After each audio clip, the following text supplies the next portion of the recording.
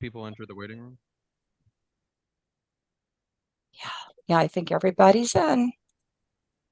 Robert Oh, Griffin is. okay. Just a moment.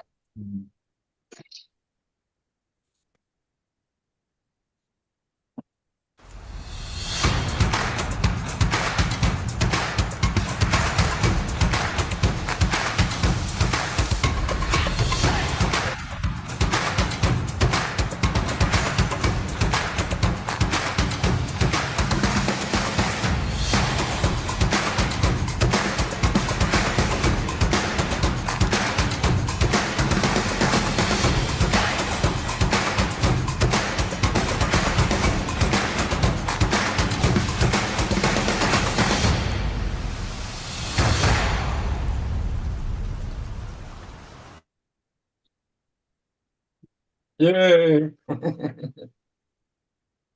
Hi, my name's Chuck Fall. I'm the president of TAP. I'm on the board. We have fellow board members here, and this is our TAP Campfire event. It's a Friday night follow-up from our Tuesday TAP forum, and our guest then was Dr. Laura Chamberlain, and the theme was her experience as a truther, giving us a report from 9/11, and she brought us forward into the current truther themes, and that's what we're going to talk about tonight. We're going to reflect on the truth movement, highlights from Dr. Laura's presentation, and it's very informal. As Campfire, this is share around what you took away, what you're noticing, but mostly I want us to also then focus on the nature of the truth movement, how it's going, and what our struggle, is entails. And we've covered a number of topics. We've talked with Jim Roguski and Meryl Nass on the emerging techno-totalitarianism of the World Health Organization in earlier episodes, and you can find that at our Rumble site and our social media. And we encourage you to link, to like, and share our social media links to spread the TAP message, the TAP program. I'm going to issue a disclaimer that this, what we talk about tonight is not a policy of TAP. This is a presentation of opinions, perspectives from those who are participating tonight. So, my takeaway from Dr. Laura is that she is a real frontline in the trenches truther, and she has a long history as an activist. And she shared about her experience as a physician in Chicago, treating people who were experiencing a kind of shock from the event of 9/11. And I asked her, where were you on 9/11? And she told that story. And we could have spent the whole evening unpacking 9/11, and that's available to us tonight if we want to explore themes around the 9/11. I jumped ahead and I asked her to reflect on the COVID, and I think we've given up using YouTube. Dr. Chamberlain suggested we just give up on YouTube because they are a strong censor of truth discussions. And then we got into 5G. She mentioned chemtrails. She is also an electoral integrity activist. So I did ask her what next? Where does she see the movement going? And there's a deep concern for something else coming down the pike, of a well, in my case, in the Northwest, a strong weather event, interruption of the power supply, breakdown of the internet. So that's where we kind of the ground we covered. So I'm going to just back a little bit and invite others to raise your hand and share what are some of the key takeaways that we could spend some time reflecting on and talking about. I'll just say this. One, when we go into our Q&A, we're going to ask that we're going to give you a 2-minute time frame. So after 2 minutes, you'll get a beep beep letting you know that you should wrap it up, make a point, ask a question. However, if you're really riffing and you're making some important distinctions, then of course we would give you more time. But this is conversation. We're seeking a respectful dialogue. I'll just close with this. We didn't talk about JFK, and the narrative that I think is important, and this is something also for TAP to think about, is as an organization, we're 501c3. We're fundamentally an educational organization. There's also the 501c4 designation, which is civic oriented, which I wonder if it would give TAP more freedom as an organization to actually advance advocacy. And we open our mission statement with our government lies to us. This is our foundational kind of, we accept that we're being lied to. So we bring that skepticism of, well, then what's the truth if they're lying to us? And so there is a story that's told from the 1947 National Security Act to Eisenhower, to the 60s events, assassinations, to Iran-Contra, 9/11, and now the COVID, and now Gaza, Ukraine, and the forever wars.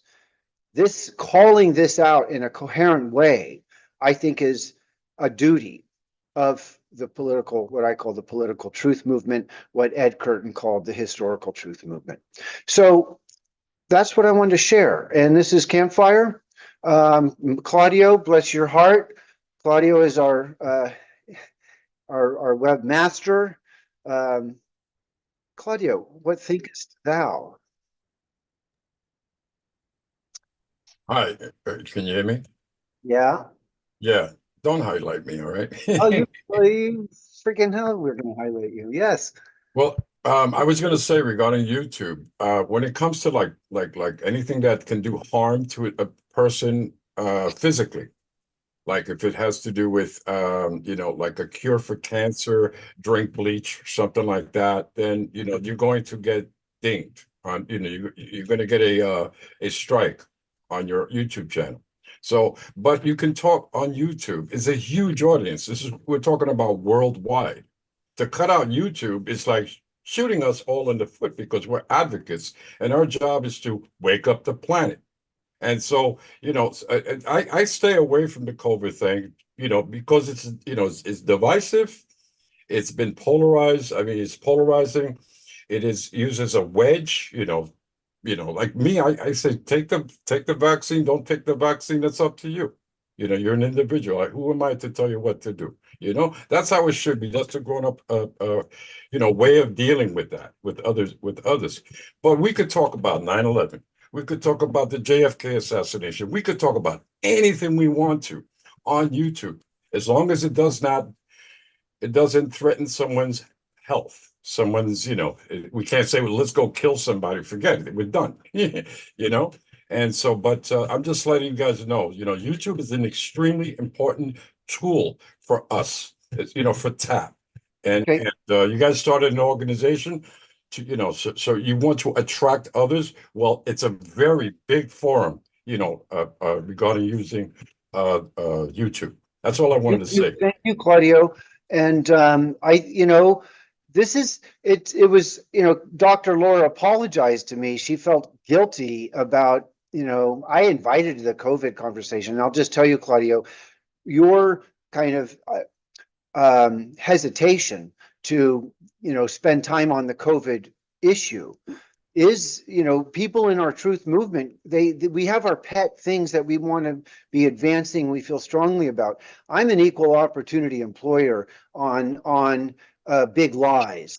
So I'm a little, you and I would, you know, differ on that. I'm actually arguing that we need to start a movement to demand a moratorium on all things federal COVID, because it's the latest of the big lies. But I hear you, Claudio. We need to, as the TAP, we need to figure out, how do we use YouTube effectively? How do we avoid shooting ourselves in the foot? And or just, we need to be mindful. So thank you, Claudio. Anybody have some reflections on, you know, Dr. Laura? We talked, she started with 9/11, and I think we could have gone the whole evening just unpacking 9/11 because there's so much there.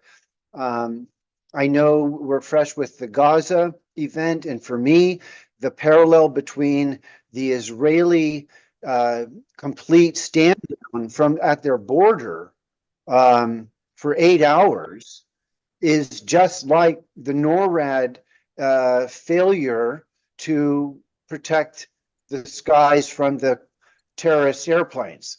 So I see parallels in these events, and in Gaza, the Gaza war, the Israelis are going ape shit over the atrocities, and making all kinds of rhetorical hay, and they're rationalizing the most worst.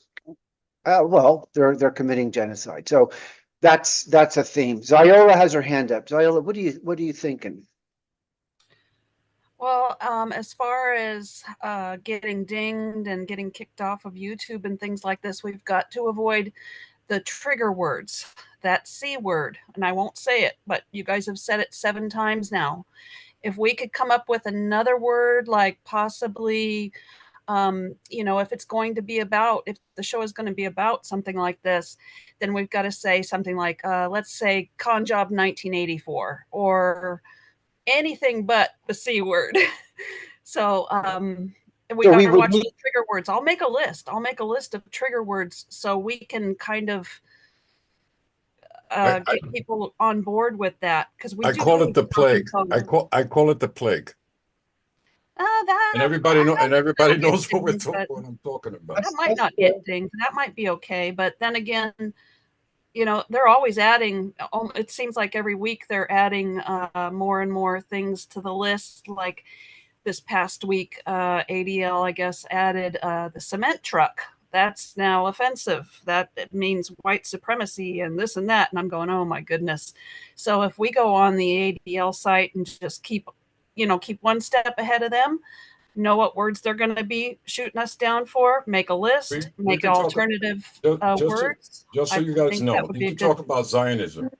They have a problem with us using Zionism, but it's still legal to use it. So anything that we can use, we freaking just use it. You know, we have rights and tools left at our disposal, and we need to use it with the utmost urgency.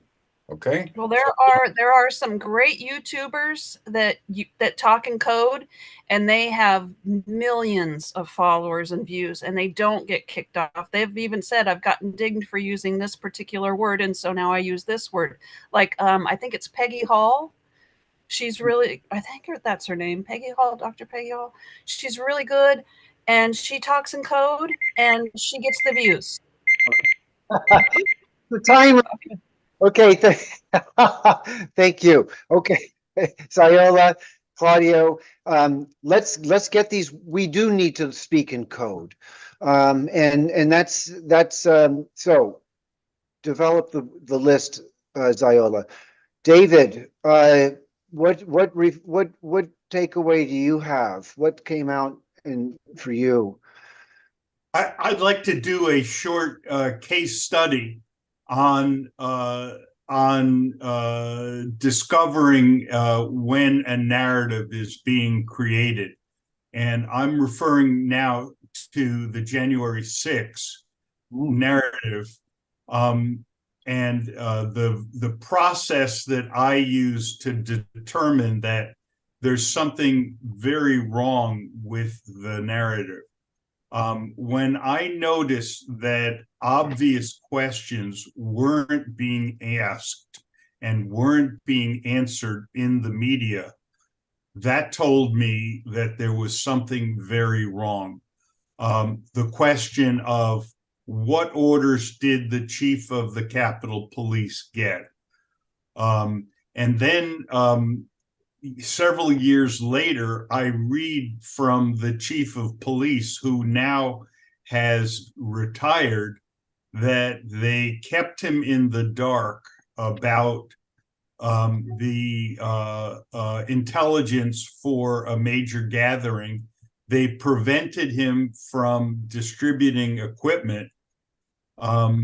And then you have all of the videos that the January 6th committee very strongly cherry-picked and put a very limited quantity out for public viewing, all to create the impression of an insurrection, which then became the foundation for all of these legal challenges of Trump.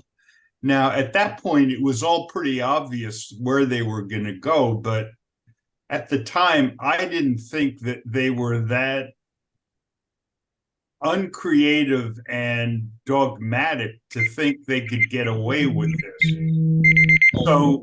So the point of the story is to be looking at what obvious information is missing.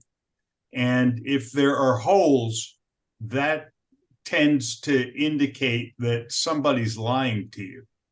Thanks. Well, I mean, we can talk about the January 6th, and it would lead us into, talking about the election. And I'm happy to do that.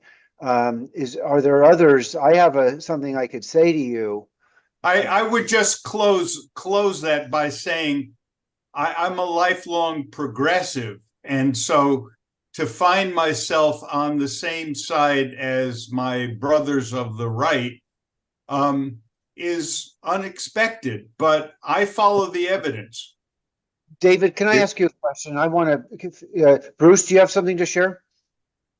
Okay, so listen, I want to pick your brains just for a moment here, David, because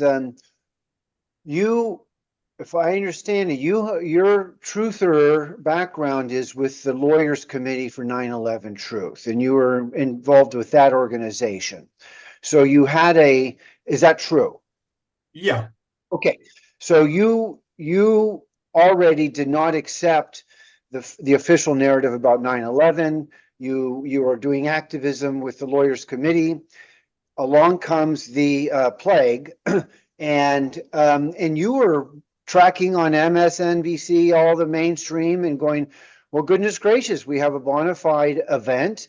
This is a natural public health disaster, or you were reading reports, and you were accepting that this was a sincere event. But then something changed.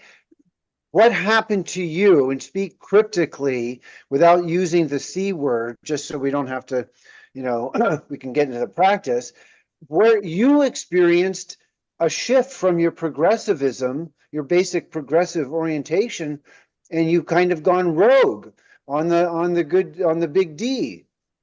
Well, it's true. And I spent the 4 years of the pandemic reading intensively in the world of medicine, in the world of psyops, and I gradually came to realize that the views that I had heard on the right that had sounded completely crazy to me when I was an MSNBC viewer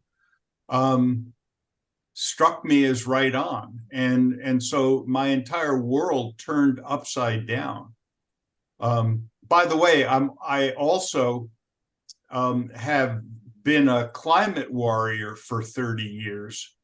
And as a result of hearing the WEF talk about climate change, in exactly the same words that they used to describe the pandemic, I smelled a rat, and I started doing a lot of research. And I'm no longer a climate believer.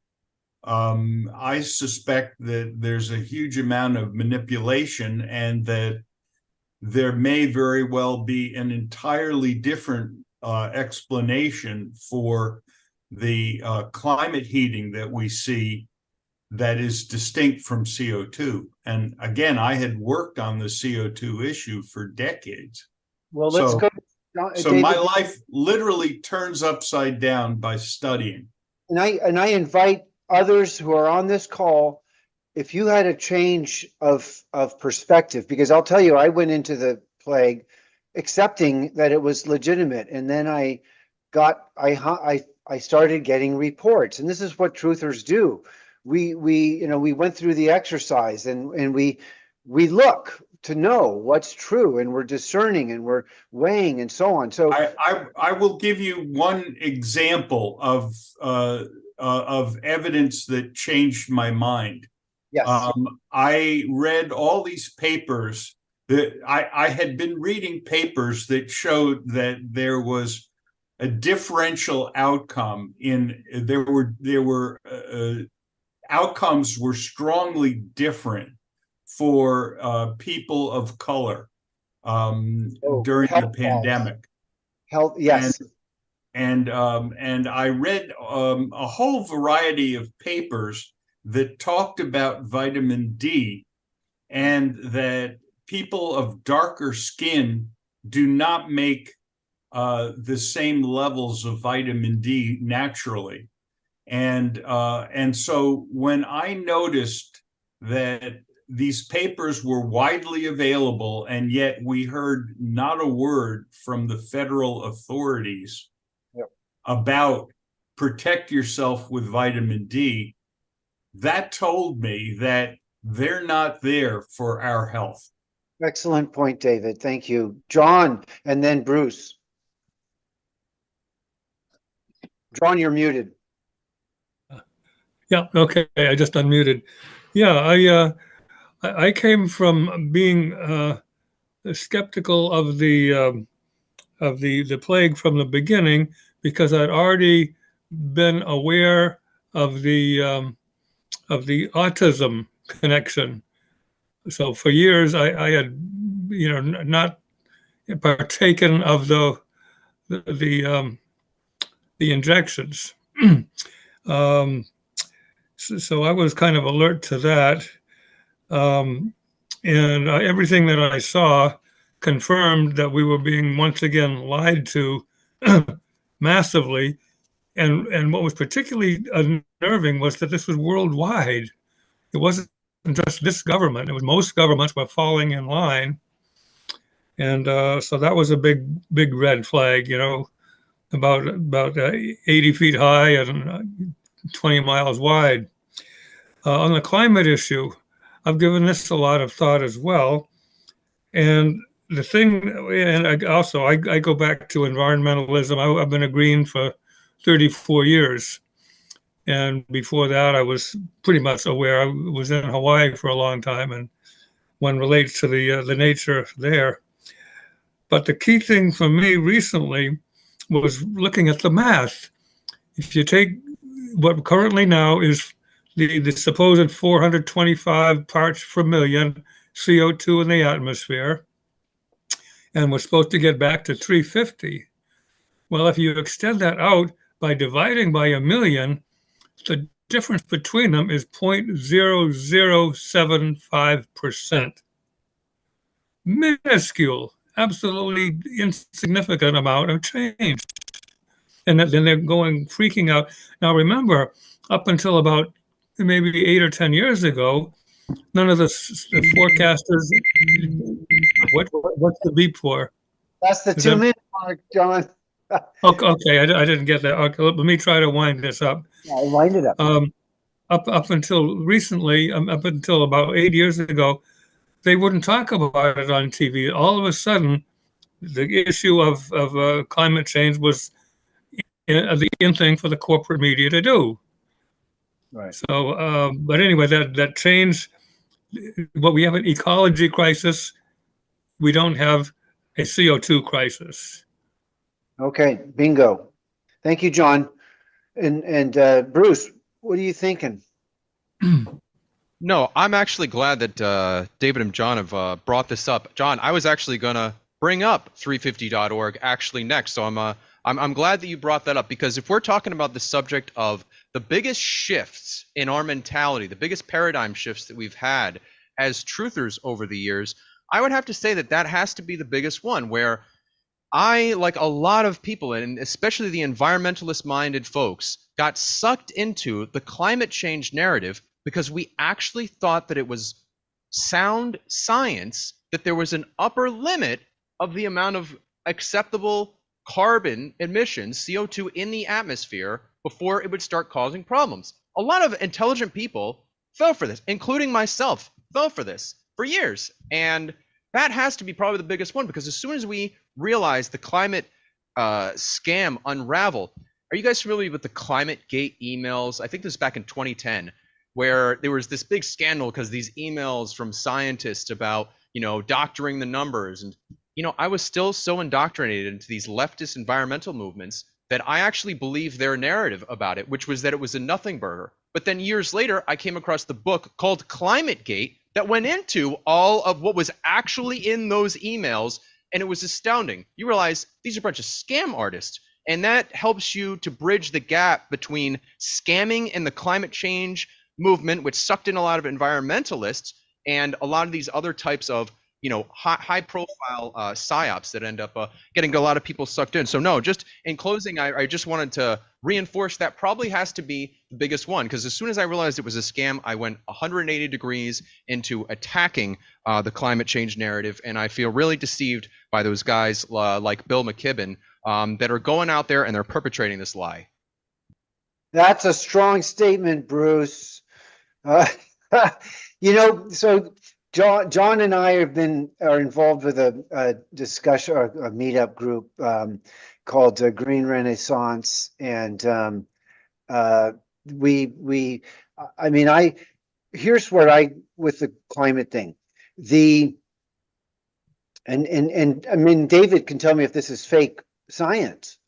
So big oil in the 70s basically accepted the science that high levels of carbon dioxide would have an effect on the atmosphere and would have an effect on, as a greenhouse gas, on warming.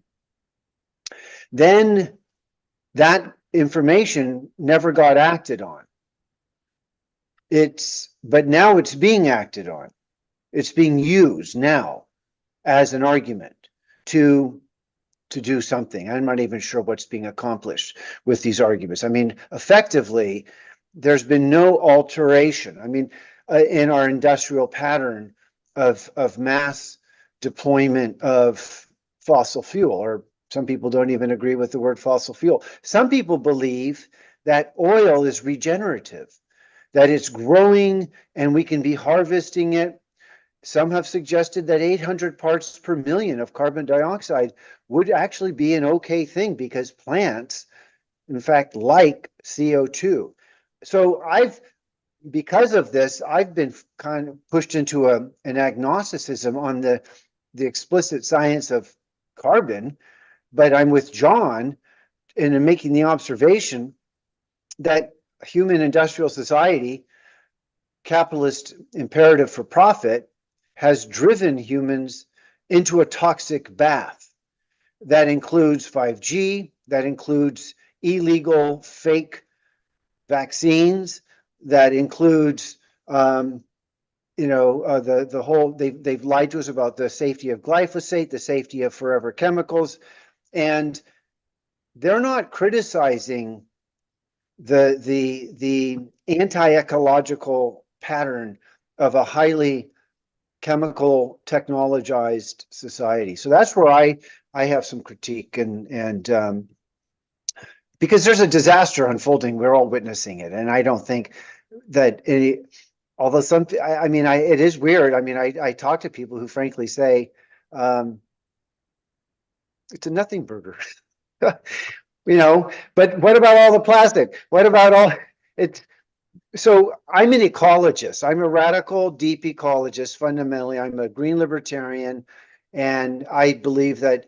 And this is okay. So this is where we start talking about building movement, building unity, because across that left-right, there is an acceptance that there is a technocracy, there is a plutocracy that's run by technocrats, and that this is a very, very real, power imbalance of a plutocracy against a we the people. So speaking to something different is represented in the word decentralization. There is across this continuum of ideology that power needs to devolve from the national security state, national security surveillance state, into the locals. So that's the big project, is rediscovering ourselves as community. I think regenerating nature, and is where I think there's a lot of consensus. So Chuck out. I'm I'm yeah. highlighting Mike because he wanted to raise his hand. Good. Thank you, Mike. Please. Yeah, I don't know what's wrong with my system. I have no way to raise my hand. But anyways, I would like to add to this discussion that, we cannot deny any one of these huge events that have happened in the last 20 years. This particular show is supposed to be titled 20 Years in the Trenches. And it's not all about 9/11. It's not all about, election integrity. But that is one issue that has the ability to unite. And I think David demonstrated that.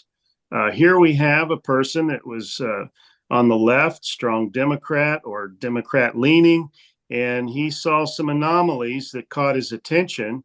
And because he's an honest person, he thought there was a reason to investigate. And this is actually sweeping the country. Many people during the election of Gore and Bush that suspected wrongdoing in the election were Democrats. Now it's the Republicans. So this is a very big unifier. And I think it should be one of the primary tools that we could use to create that unity. Another one that is coming down the pike, and maybe not anyone has thought about it, but there have been some recent deathbed confessions, the fake moon landing. And I have now been persuaded that the moon landings were absolutely a Hollywood movie production. And there are witnesses now on their deathbed that have testified to that fact. So we have a very exciting time ahead of us, and we cannot be cherry picking which topics we want to focus on. All of these huge events that have been false flags have been very transformative in the negative.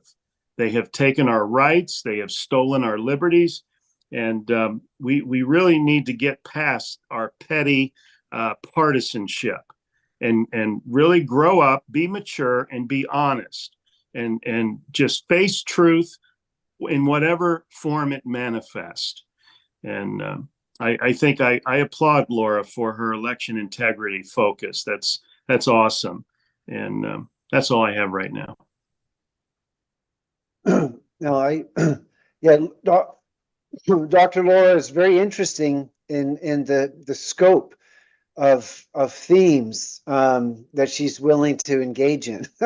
She really is a truth warrior. I mean, because her scope is quite wide. She actually has theories of extraterrestrial, and has theory of the fires in Lahaina. So, we don't have to. We could go there tonight, too. But so, other thoughts from anyone? Thoughts on? Yes, Matt. Do you want to share something? You're muted. I see you waving. You can share, but you'll have to unmute. Hello, folks. We hear you. Hi, everybody. So we're gathered around the fire tonight, I'm Matt. feeling warm and bright. I just finished reading Bobby Kennedy's Wuhan cover-up. I'm reading it right now. This guy is something else. He nails it. And I've been listening to him talk. And, you know, he is, I mean, some of us are, I'm disappointed in his Israel versus Hamas thing. But I believe in my heart that in time he'll get it. But we can't get perfection out of every candidate that we want. But I tell you, I'm going to be volunteering for his campaign because I don't see anybody else who is rational, down to earth, articulate, courageous like he is. And I'm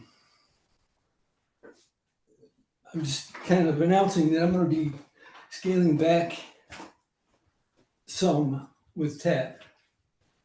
I wasn't doing that much anyway. So I wanted to speak up and let you know why I'll be absent for a while.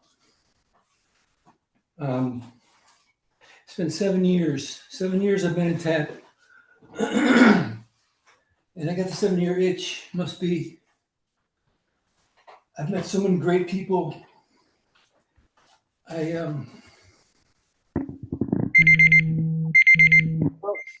We'll give Matt, you take another minute and just, thanks for sharing. And I hear you that you're shifting. I replaced a guy who was a friend of mine in Grace Lake, Illinois, before I moved down to Florida. And he was a heck of a guy. But he had one problem.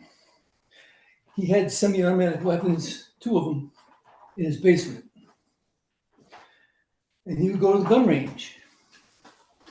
And he was a 47-year-old guy who was in shape, really nice guy. And I listened to he was on the last call when we were with A&E, before A&E splintered off as TAP. And I was returning from Florida. And I got a call from Bill Jacoby. Bill said that Jim is dead.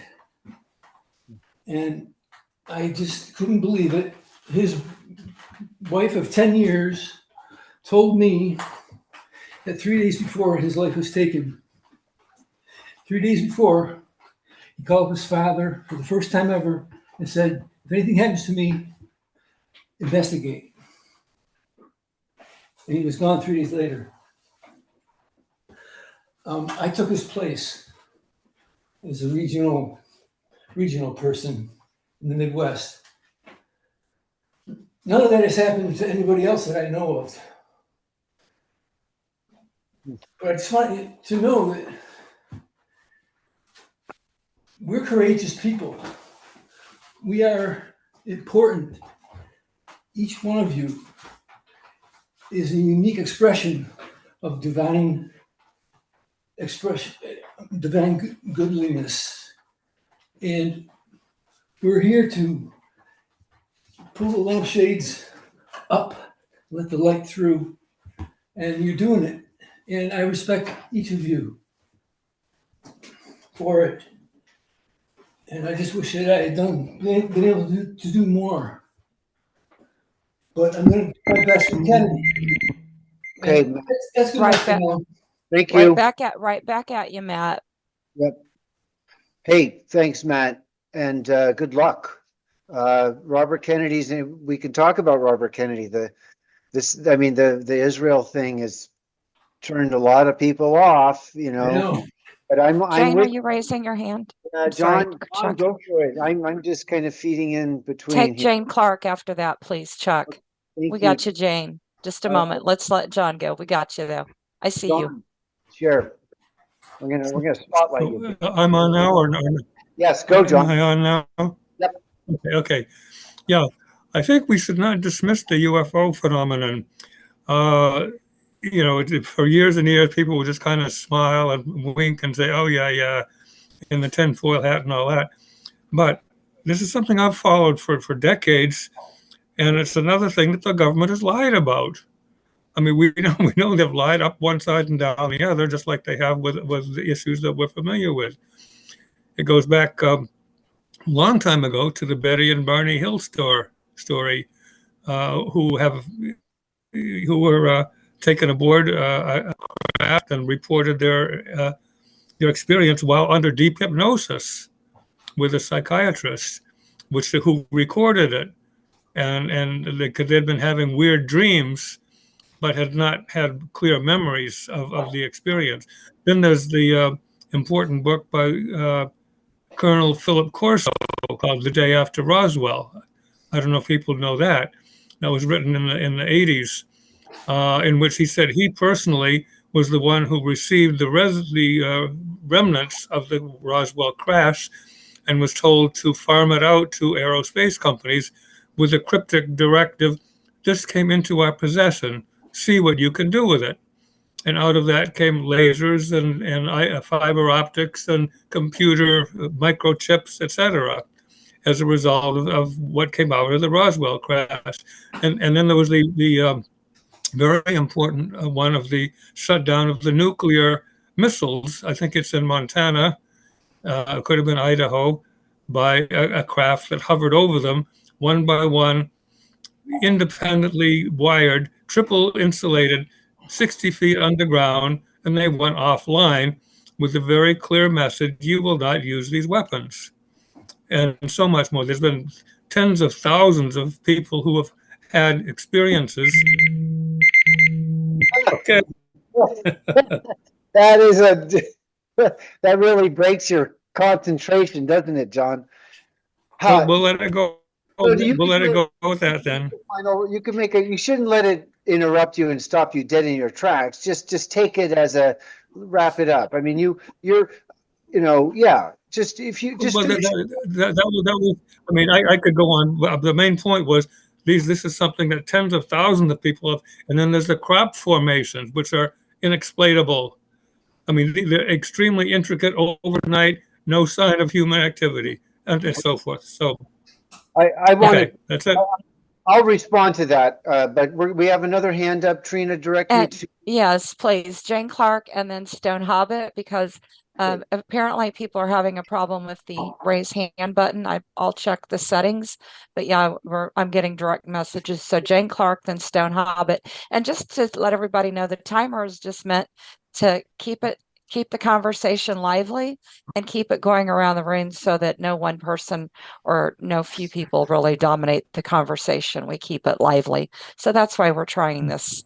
I think we might do one of those bong, make an om sound and just kind of, it won't be so jarring. I saw John was stopped dead in his tracks, and we don't want to do that. We want to make a polite nudge to, make your thesis statement or just, concluding. Okay. Take it away, Jane. I'm going to come back to the EP. I'll share something that Dr. Laura did tell me in our conversation before, but Jane and then Stone, please. Yeah, I've sat in on one or two of the TAP calls, but I'm trying to figure out what the projects are here, because it seems like there's so much diversity, which is good.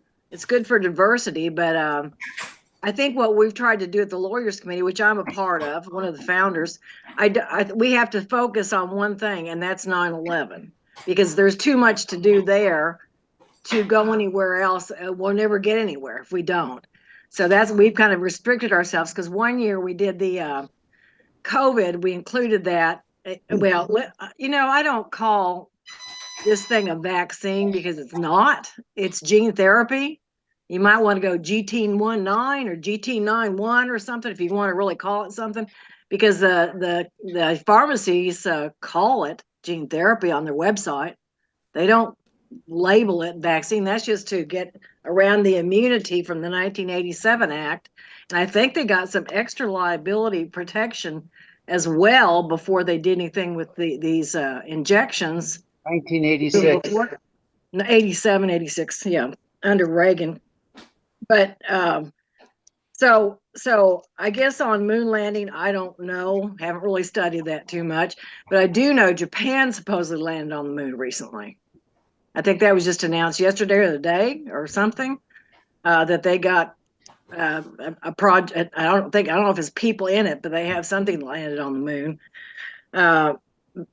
But the climate change, I don't know enough about to tell you. The politics and religion probably shouldn't be in any conversation because you're just going to get mad at each other anyway. And so I guess to talk, the things I've been focused on the most is 9/11, but I have followed the coronavirus issues a lot, and the surgeon from my boyfriend recently said, and he's very, very well known, it was a big fraud. They made me take it at the hospital. This is a guy that's got a huge practice and he's regionally known, probably more than regionally known. He's originally from Yugoslavia. Yeah. So that's a gentleman to just finish your thought, Jane. Okay, and he said it's each doctor got $250 for the first shot and $60 after that for each patient that got a booster. And he said, I almost died from it. I got resuscitated and one of my nurses did die. And I will never trust the CDC ever again in my life. That's a testimonial, Jane. And let me we're going to go to Stone, but I think we should, Trina or Bill or I need to answer and respond to you, observing that we're all over the friggin' board here. What are we really about? And we can answer that, I think. I certainly have an answer for it. But Stone, what are you reflecting on? I'm reflecting on a book I read once upon a time called the report from Iron Mountain.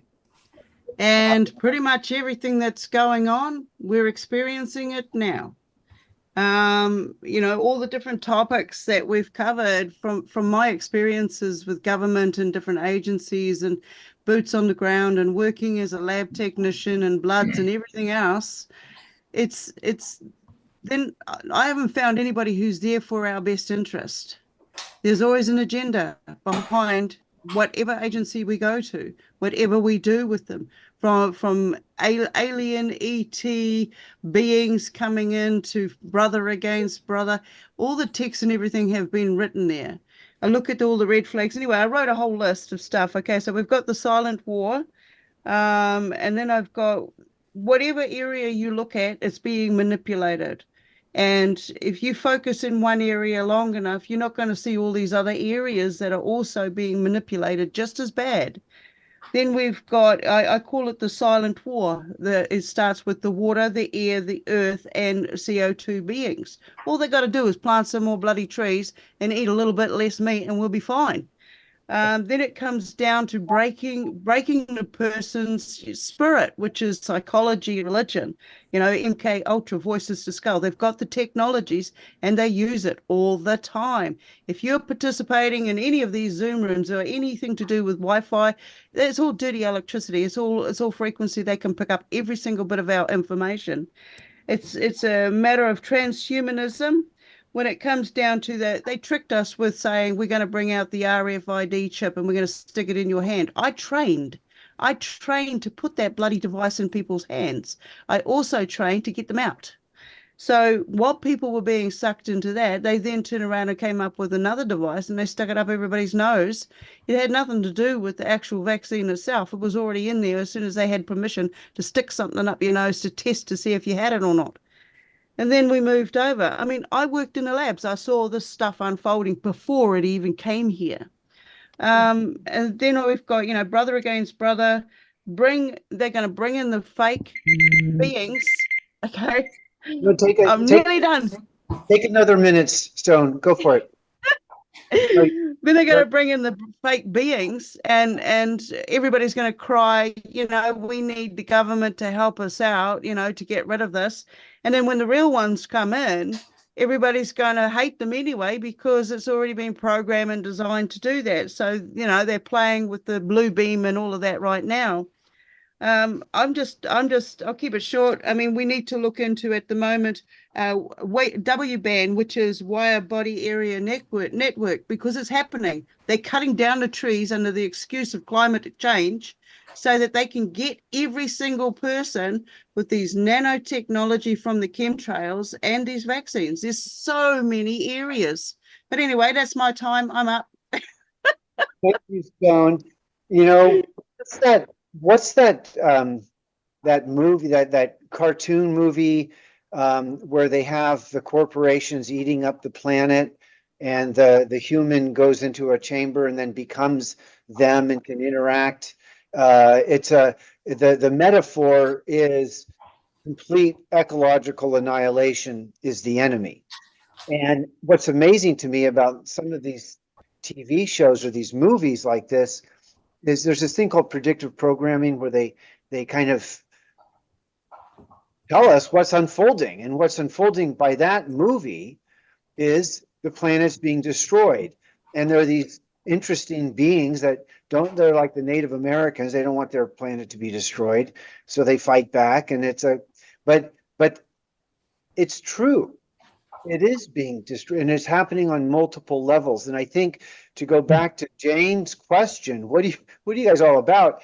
You know, TAP, and I'm going to go to, and then we're going to go to Trina. She had her hand up, and then Bill. But you know, I think what TAP is about is creating a clearing to normalize talking about taboo topics, and then creating a place where these disparate things can be held together and we don't all blow our brains out or go sideways with stupid talk. We hold it together and we reflect and we listen and we challenge and we accept or we deny. I mean, it's dialogic. It's what we're about. What action are we going to be advancing? Well, I think maybe that's my thinking, that we need to go 501c4 and get more civically engaged and really advocate for calling out the big lies through whether it's the direct legal action with citizen committees filing papers of redress for grievance, calling out these lies, and there's a host of people working on multiple levels on this stuff. I mean, the world is our oyster. We can do all kinds of things. So, Bill, I'm going to go to Bill since his hand is showing. Trina was, but her hand is gone. Bill, what are your thoughts?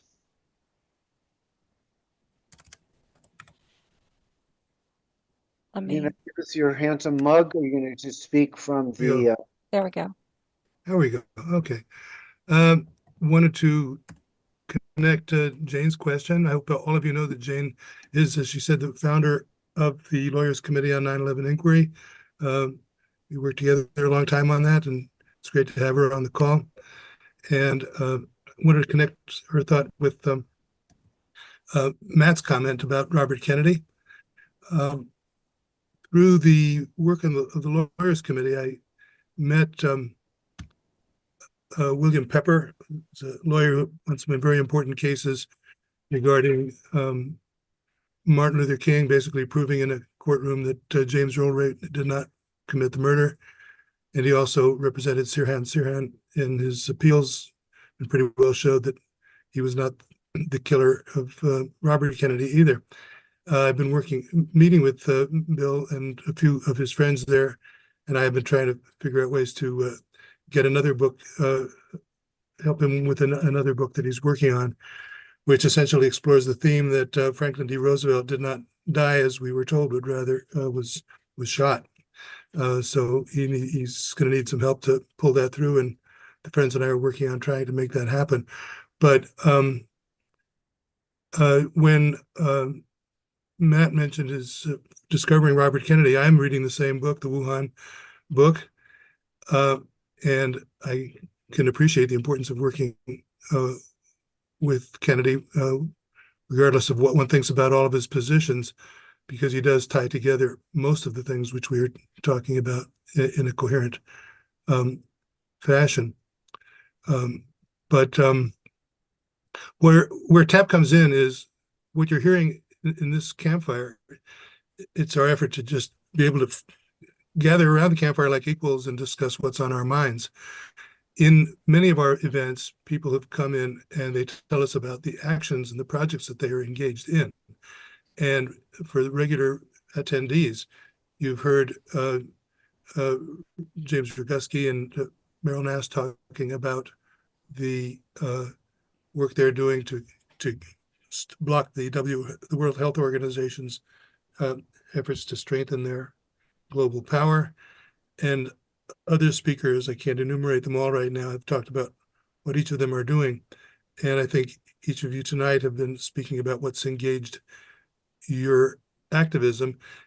Our goal is not just to hear from people who are activists, but to share those experiences so that those of us who are inclined toward action, either because we've been doing it a lot or because we've been feeling a need to start edging more into that direction and get off of our couches so that we can hear and offer our services to those efforts. In short, we want to be a service organization, a support organization to people who have already begun to take the first steps in some areas. Of course, we can act independently, but usually that means we'll be starting from a position of weakness compared to anyone who has been working at an issue for some years. So I threw out Pepper and Kennedy because William Pepper has worked for 40 years on pursuing the case having to do with the murder of Martin Luther King. And the analysis that he came up with turns out to be extremely important in 2024 as you start hearing a lot of mutterings in on the web and in podcasts about assassinations, because a careful study of his book showed that it wasn't simply a couple of rogue elements in government or even just the CIA, but really some fairly massive bureaucracies within the military that were involved in that. And it points to a structure which is very present today. So regardless of which particular issue you focus on, and there are probably some that in many ways are more important than this one, but somebody obviously cares a lot about how this election is going to go. Somebody cared a lot about how the election in 1968 went, and they were in a position to use extreme force to commit extraordinary criminal acts to get their way. So this kind of sharing of experiences is important, and the support of all of you. Bill, yeah. can I say something? Jane. One time when we first Sure. started the Lawyers Committee, Bill said, well, what we need to do is we need to attack the enabling act of the 1947 Security Act. And I said, that's going to get you killed because that created the CIA. And what he was saying was, we need to attach the enabling act that created the CIA. And I say to you, always look to see if the CIA is around on any of this stuff y'all are doing, because they usually are. But that was the most brilliant thing he ever said. This conversation is being gathered together in the form of zeros and ones and stored at a massive facility in Utah right now as we speak. So I don't care. there are no secrets. We're the truth movement. We don't have secrets. So you want to wrap up? Worry you? Yeah. Well, I guess you're both wrapped up. The criminals are running our country, okay? Yeah. And as long as we acquiesce in that will continue. So it's pretty hard to. But discussion is the beginning. When Robert Kennedy always talks about how freedom of speech is the first freedom, because without speaking out and talking, then it's impossible to formulate plans for action. Okay, Trina. Yeah, thank you guys. Thank you. I wanted to piggyback on two things that Jane Clark has brought up. And I want to start with the latter when she mentioned the National Security Act of 1947. I made a huge post on that, probably 3 years ago, whenever I ran into the 10th anniversary of Phil Rustino, a really good friend of mine over in Daytona Beach. And I was over there supporting his work and his event. I looked up on YouTube his 10th anniversary video, and I saw a comment by a lawyer in West Central Florida. And he said, David Petrano, he said, I am an attorney and we are the last line of defense with 9/11, and that I will work with any attorney or judge that wants to do something about what's happening in our country. The Florida bar ordered him to a psych evaluation, and he was deemed incompetent to practice law, and they stripped him of his law license. So I've spoken with him several times. He's now in a county, northern Florida, helping take care of his wife. But everything that he talked to me about, I got his permission to make it public, and it's in a Facebook post if anybody wants to dig that out. It has the CIA meme.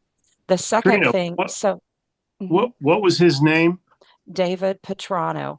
And if you go and you look on the YouTube 10th anniversary video, if it hasn't been taken down, I'll look for it just as soon as I get off a spotlight here and I can look at my other monitor. I'll see if I can find the YouTube.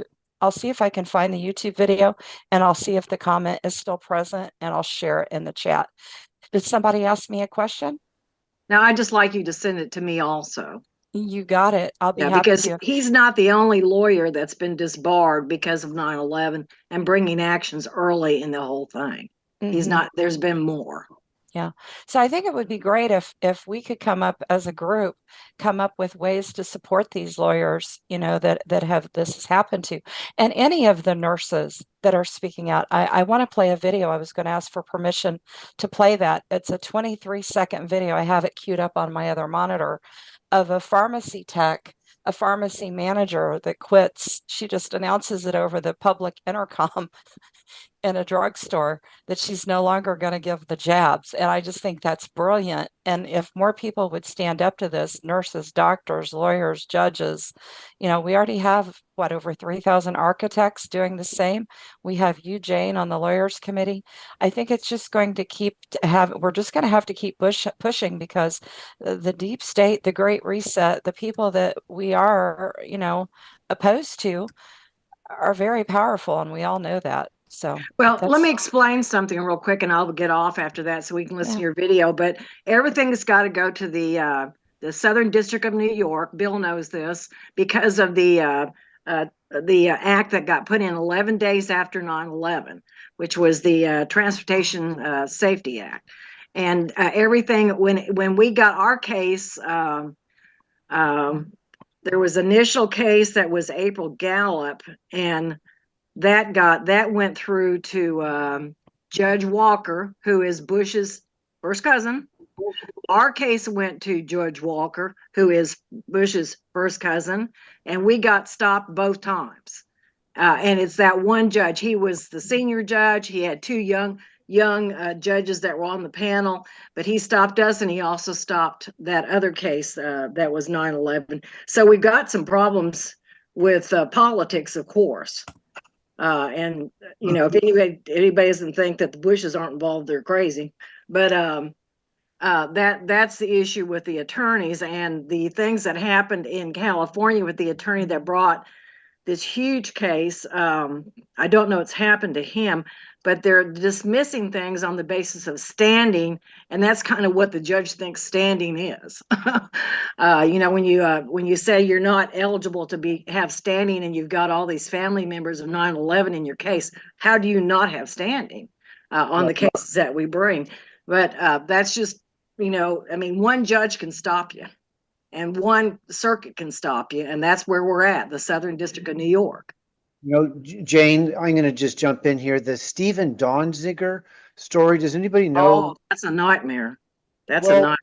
So Donziger is a nightmare, and I know. And he's a demonstration of a corrupt judge. we've had a TAP forum where we, someone can, Mike can help me That remember. was sad. Well, the Donziger case is an example of the power of the plutocracy, if you will, to run a dissident through the ringer, and that's essentially what they do, and that's what they will do. And so, no individual should do this alone.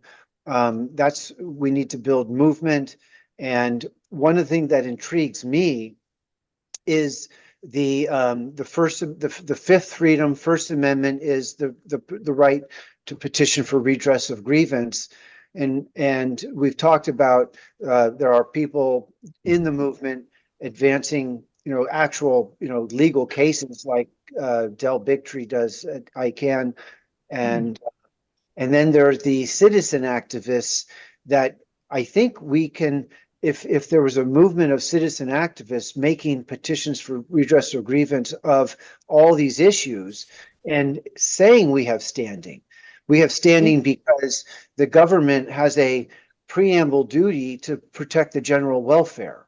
Well, all those cases are open to public participation. They can go watch. And so, this is what happened with the DUIs in Texas. Nobody could do anything with the DUIs in Texas because the mothers against drug drivers sat in on those courthouses and listened to all the cases and were very active in getting anybody kicked out of the DA's office that wasn't going the direction helping people that were victims. So yeah, that's a big thing y'all could be doing for sure. There's an interest for this. There are people in TAP that are, this is their activism, but there's possibilities of, providing, explaining this, and anybody can file a petition for redress of grievance, and all you need is 3 of you. No one should do this by themselves. Get the team together. Get the TAP team. That's part of what we're advancing, is the possibility of, and we talked about this, and Dr. Laura talked about it.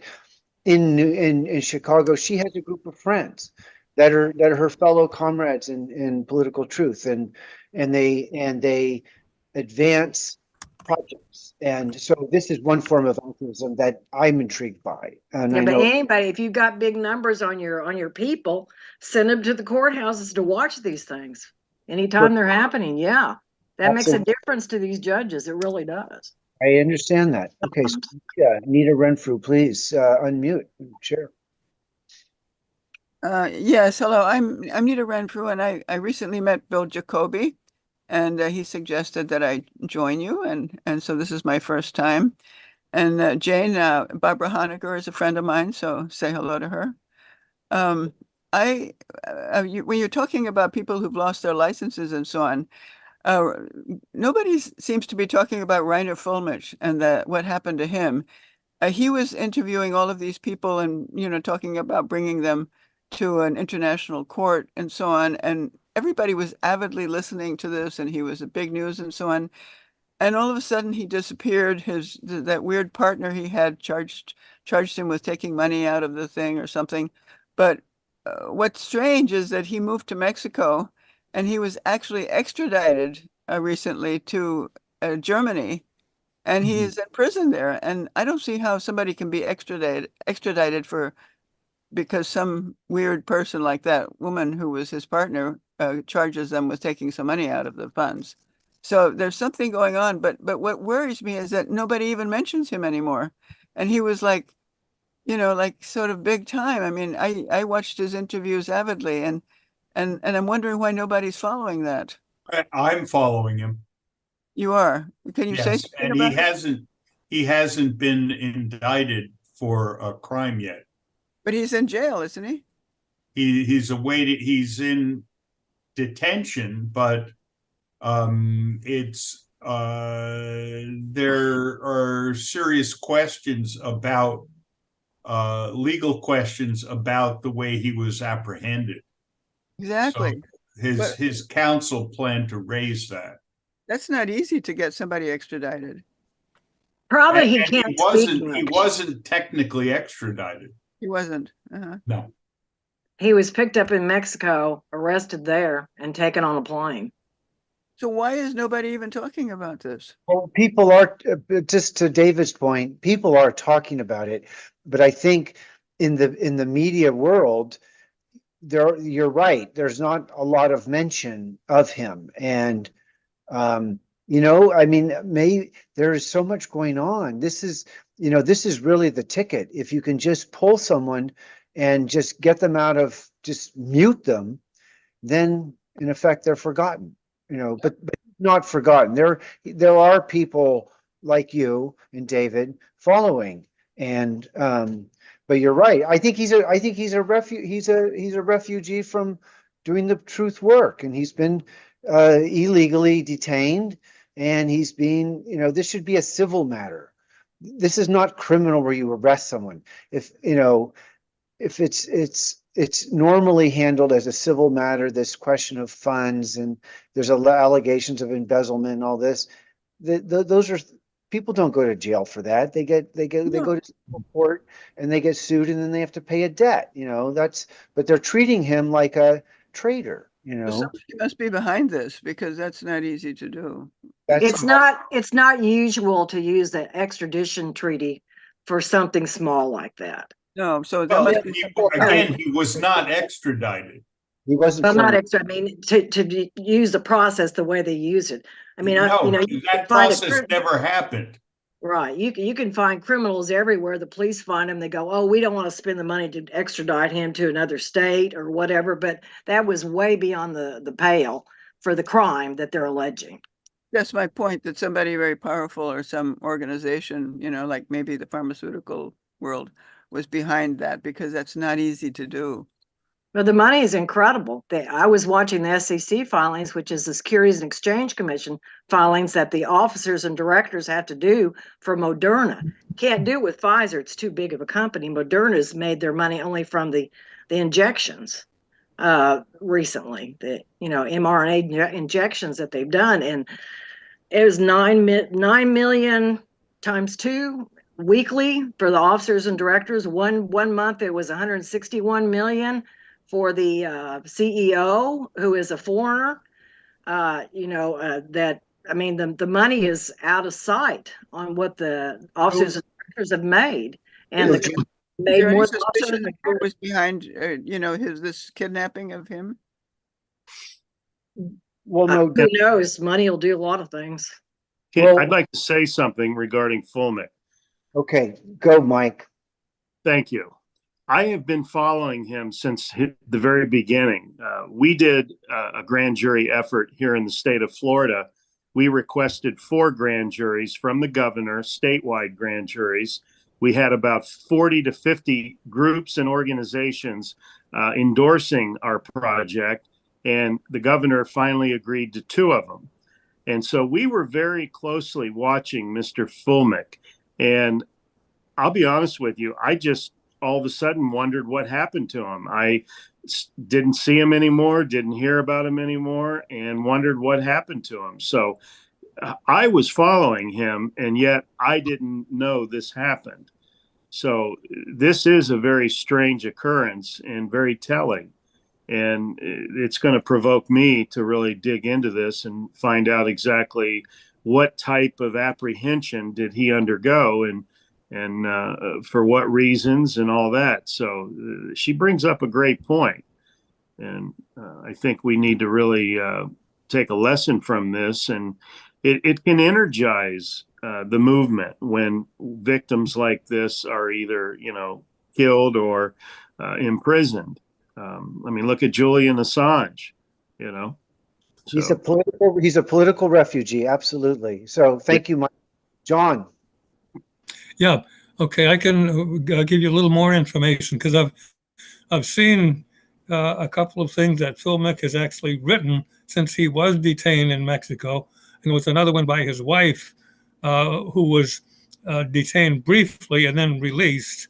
And she apparently, she may still be in Mexico, but you can find it online. I don't have it with me right now, but quite an extensive discussion by him himself as to his circumstances and his response to the charge against him, which had to do with supposedly embezzling money from the institution, the investigation that he was conducting. Had to do with parking the money by selling his house. I don't know the details, but it's kind of strange. But he seemed to have an explanation, and it had to do with a conflict with his partner in the project, Vivian. You might remember the woman who usually was with him, Vivian. I forget the last name, but it's available online. If you just maybe put his name in the search engine and see what comes up. Over. Thank you, John. Other thoughts? If we don't mind, I'm going to just weave. David expressed interest in the January 6th, and here's my takeaway on the January 6th was the obvious stand down. That's a feature. Like the Israelis stood down at Gaza; they just weren't there. The American NORAD stood down, in effect, got confused with this alleged, these practice. So there's a standing down. They did not want National Guard troops.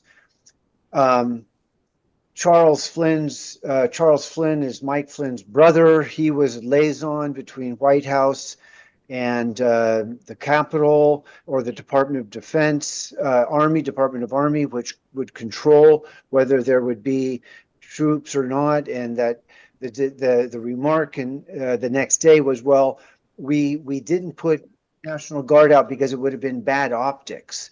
And there was that shared message from a number of these officials, which again is a tell of the controlled narrative. And so what I can't figure out, because I frankly look at Donald Trump as a psyop, but they're so masterful at this in the way that he's been played, and he's functioned as a Pied Piper and led people into the Capitol building. Dr. Laura was very critical of the people that, in effect, broke in, even if it's just as a simple protest. It was still an act of civil disobedience to, break up an official proceeding. So, but how that was all played out remains a mystery to me, and how the Donald functioned as a Pied Piper. And again, I also agree with Dr. Laura that QAnon is in all likelihood a CIA operation. So we are being played all the time, and I accept that January 1st was a huge play because it just brought us to domestic. I don't think they passed a Domestic Terrorism Act like they did pass the 9/11, the Patriot Act after 9/11, after the anthrax attack, put on because Leahy and Daschle were hesitating to give it a rubber stamp. So we have no. That was the National Air Transportation Act that was made to protect the level that you could sue the airlines, but in it had the restriction of the jurisdiction. So this was 11 days after 9/11, and nobody even knew what they were doing then. It was already created and passed by everybody. And it had nothing to do with the Patriot Act, which I don't like either. But this was a totally different bill, which made sure all the cases would go to New York. So Jane, just unpack that a little bit more. Say the name of the bill, say how quickly it came after 9/11, and say what its function is in terms of consolidating stuff. It was one bill that's called the National Transportation Safety and something else Act. It was passed 11 days after 9/11, as if anybody knew what the hell they were doing then. And it was already written up. It was created to try to save the airlines from going bankrupt by limiting how much you could sue them. The level that you could sue them was high, so it wasn't like that. But they didn't want the whole airlines to fall apart. But at the same time, it forced all cases to be transferred, whether It was April Gallup in DC, someone in California, you know, didn't matter where you got hurt, Pennsylvania. You had to go to the Southern District of New York to bring your lawsuit. So And that there was were for 100 people that that was went to court on the damage. The rest took the government handout. I'm not sure why we have to. I mean, I like the fact that we took care of our people, but the bottom line is, what shouldn't we find out who did something wrong first before we throw all this money at it? absolutely. So it was passed so fast that nobody knew what it was. One senator that introduced it, and everybody was shell shocked and you know, agreed to it. Right. And I'll just observe the National Transportation, Safety. that I'll is send y'all a link if you want. that is Department of Commerce, and Department of oversaw NIST report. Employees of the Department of Commerce are not afforded the protection of the Federal Protection for Whistleblower Act. And so the Department of Commerce, so what the laws are written in order to conduct these operations effectively. And that's what happened, what Sasha Latypova and Catherine Watt especially, has unpacked how the plague countermeasures were deployed. And there's this complex series of law. Oh, these guys think long term. They've been at this for generations, and these are laws from and so on. So they got stuff that's sitting there waiting to be passed when they create the next crisis. I agree. And so again, if talking about, and there's Bill, hand up, we'll go to Bill. This is we're to Sasha Latypova says this truth work is taking up language space. We take up language space by having these conversations, and we need to bring this into society and normalize making these criticisms about the state itself. And where we have consensus here is that we are all kind of constitutionalists and accept that the republic is profoundly corrupted and it needs to be liberated from the corrupting class. And you know, the CIA and the mafia are running our country. The intelligence community, which the CIA, nobody has it, and there's 8 people in Congress that oversights them. You think they're going to tell them everything? Hell no. You know, of course they're not. But they're running the country. They're bigger than JFK ever thought they would get. They had their own Air Force. Yes, and Whitney Webb does a great job explaining this. Bill, your hand is up, please. Yeah, it's just a brief thing. I was happy to see Nita Renfrew on the call. We just met a week or two ago, a couple weeks ago anyway, in Bill Pepper's house.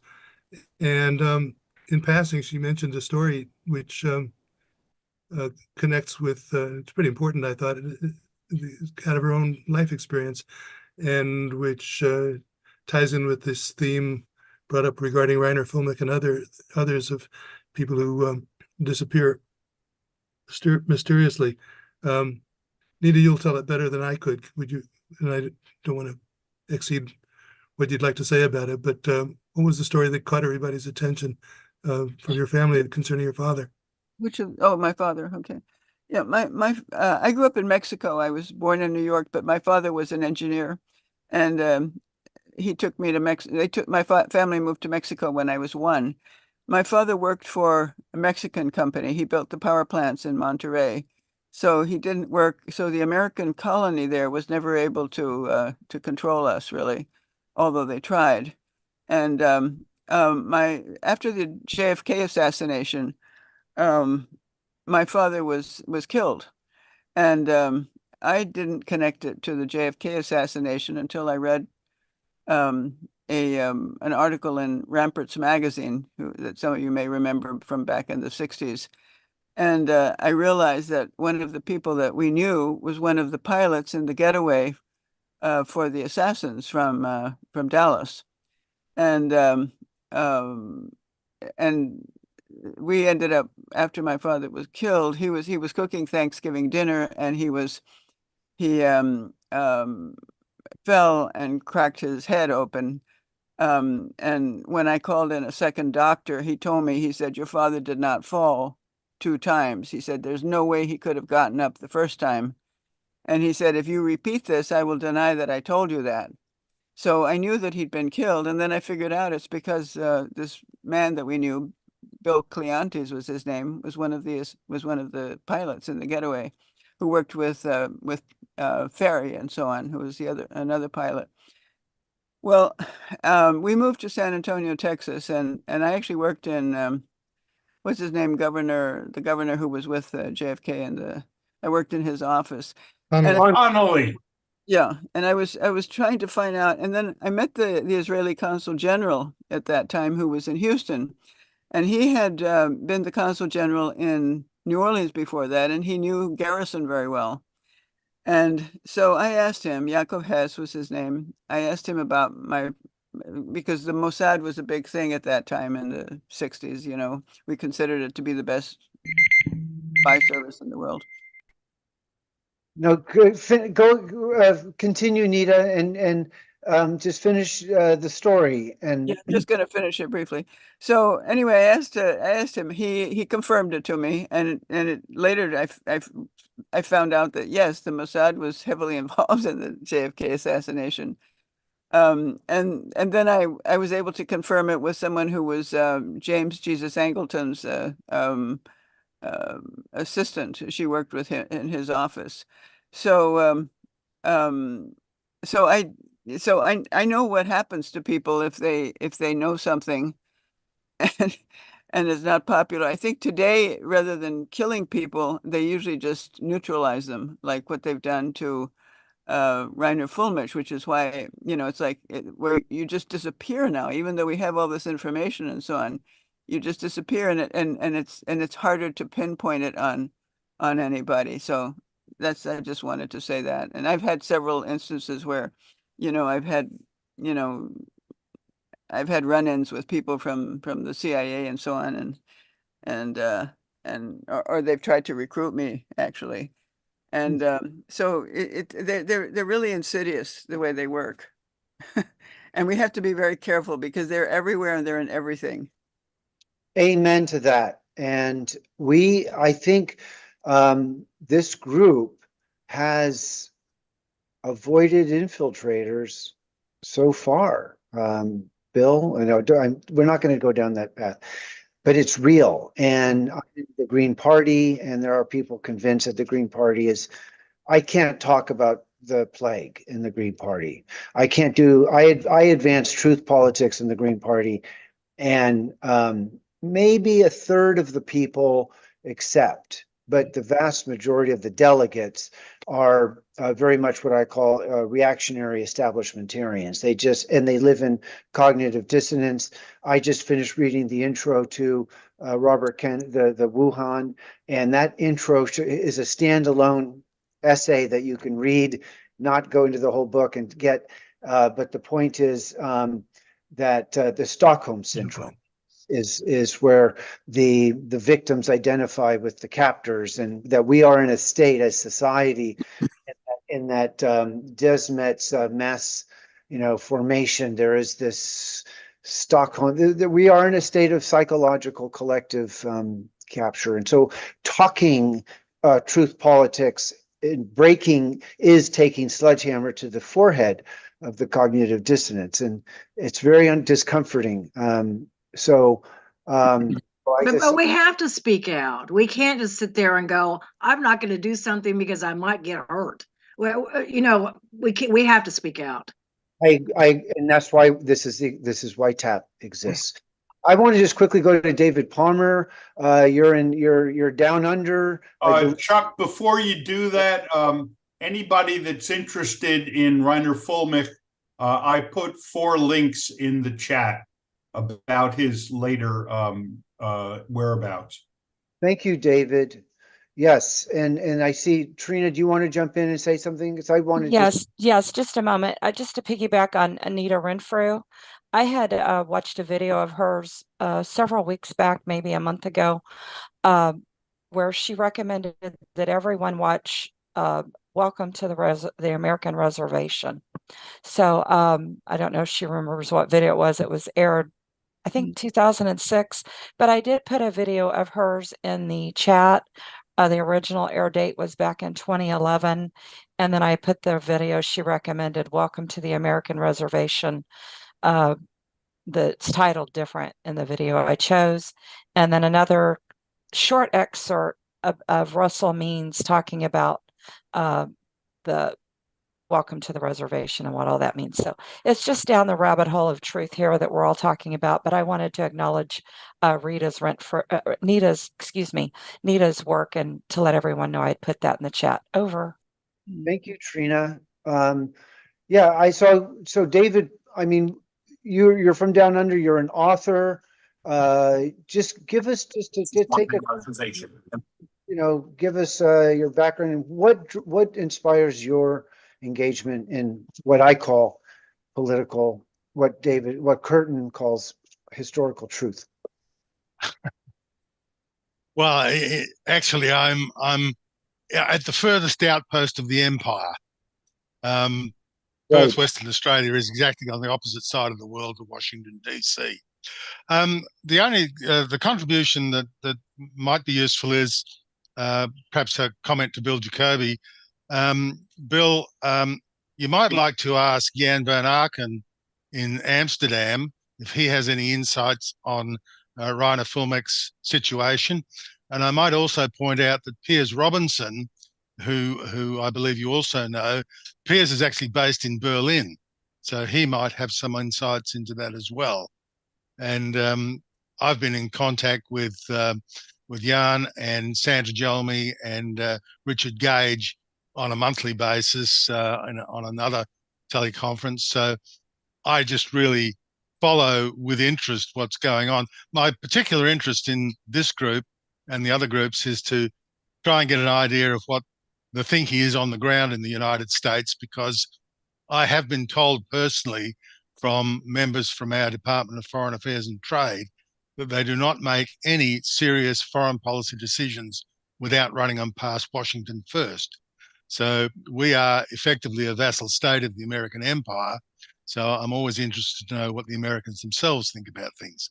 So that's really the only contribution I'd like to make. Thanks. Well, thank you, David.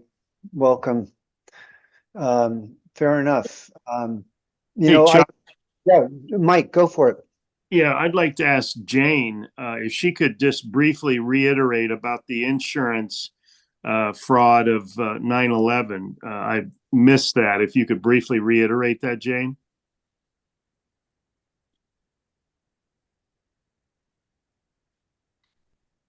The insurance fraud, what do you mean? I was told, Bill Jacoby told me that you had mentioned something about it, and I missed it, and I wanted to hear what you had to say. Well, I'm not sure what aspect of that you're talking about. Are we talking about Silverstein? And Yes, Silverstein. Okay. If I could help, Daniel, I think you'll grasp it. But it was, I know Mike has been interested in the question of why, out of the litigation over the insurance payouts to Silverstein, why nothing emerged, no information emerged as to culpability for the because everything's sealed. Everything's sealed. I mean, we tried to get some depositions out of one law firm, and David Meiswinkle knew the attorney that took the deposition. He said, "Hey, can we have a copy of it was an insurance case, because you have the individuals, that sued, you have the insurance companies that sued because they had to pay out, and they couldn't release any information because everything's sealed, including private depositions that are in law firms that you can't get your hands on." So there's stuff that's sealed. I was aware that it was sealed. I just wondered if there was any other action that you were aware of that took place. And what aspect? Well, challenges to the settlement. I mean, it was a fraudulent settlement. With the Silverstein case? Yeah. Insurance companies do what they do. Yeah. Sometimes they just say, okay, we're going to have to pay up and cut bait. Unless we want to spend more money fighting it. I mean, that's their decisions. Yeah, well, with Silverstein admitting that day that they decided to pull the building, that clearly indicates that they're lying. He indicated that meant pulling firefighters, which, he's retracted on that. I know there was one video where he actually admitted that it came down with demolition, and I believe what I'm referring to. That's what I'm referring to. He said they had to pull the building because of the loss of life. We didn't want any additional loss of life. Those are his words. Sure. And pulling means to demolish, and that's impossible to wire a 47-story building within 5 or 6 hours. I agree with you, but that's not what he's admitting now. He says what he meant by that was pulling firefighters out. But there is a video that was a local video. It was a television show, a business show, and I think one of the engineers was trying to get a copy of this business local show in New York, where he was on the show, and toward the end of the show, he admitted that what he meant by pull was demolition. But A&E tried to get a couple of people out of A&E tried to get a copy of that, and it was something that like a business show that anybody can get a copy of anything they have, and it's regularly available. But they would not give them the copy of that one show that he was on, where he admitted it was demolition, and they said, if you want to get it, get yourself a lawyer to get it. And bring a lawsuit. So that they shut it down and wouldn't let the public have a copy of that. So we do know there's an admission by him out there. We just can't get to it. Well, thank you, Jane. So, Trina, we're approaching. We're past an hour and a half. We might want to wrap this up and just kind of end the recording, and then we can hang out and chat further if anybody wants. But is there anything that's like hot on someone's, let's go to Bruce. Bruce has his hand up, and maybe you would speak to your hot issue, which you actually do think electoral issues, having a position on that, hosting conversations about elections. We've had our one. You came in, Bruce, to the last Campfire, and it was on the electoral integrity Tuesday forum, but you weren't at that. But you engaged at the Campfire. Bruce, what are you thinking? Absolutely. No, thank you, Chuck. Actually, I have an idea to propose as far as we come to wrap up the meeting. Maybe it makes sense to just put the timer at a minute and just kind of go around the room and get everyone's closing thoughts as a way to wrap up here. What do you think about that? I think, and it's not mandatory, but everyone's welcome. And if you would please, what is a takeaway from the conversation you heard tonight? Anything of more urgency than another? What are your thoughts? And I think it's a great idea. David has his hand up. David, please lead on this.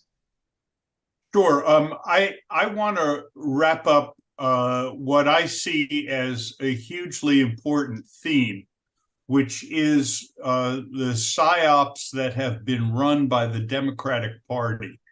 And I can honestly say I hate the Democrats now, but I used to vote in that way.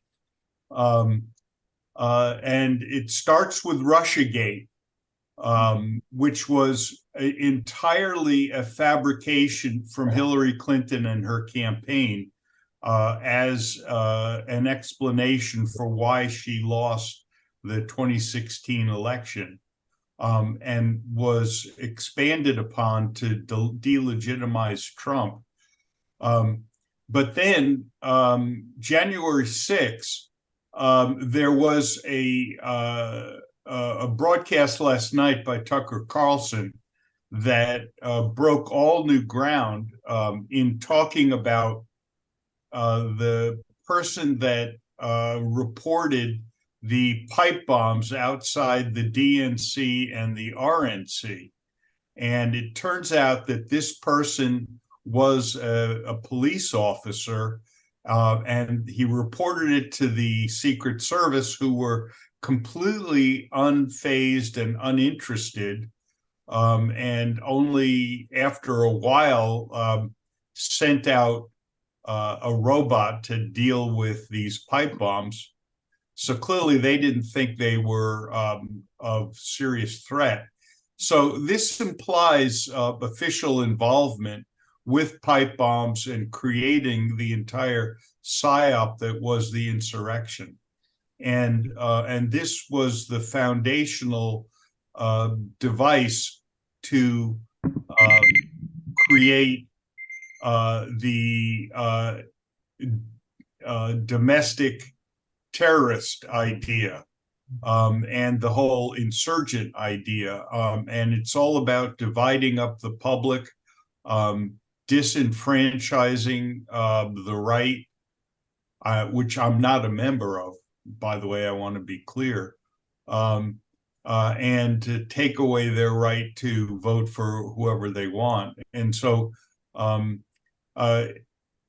as a frame to understand the psyops that have been going on, it's important to see them from the standpoint of the elites being terrified about populists.